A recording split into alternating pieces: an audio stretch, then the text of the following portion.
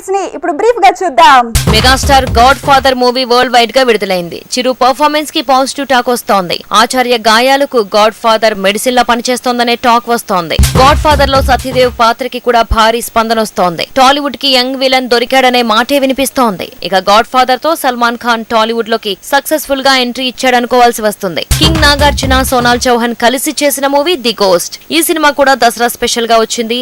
World wide గా positive talk ని సొంతం చేసుకుంది. చిరు, నాగార్జున చేసిన ప్రయోగాలు ఈ దసరాకు బాక్సాఫీస్ ని దరివేస్తున్నాయి. ఇలాంటి టైంలో రిస్క్ చేసి ఇదే పండక్కి రంగంలోకి దిగాడు కొత్త హీరో బెల్లంకొండ గణేష్. అలా తను చేసిన స్వాతిముత్యం మూవీకి కూడా థియేటర్స్ లో పాజిటివ్ రెస్పాన్స్ వస్తోంది.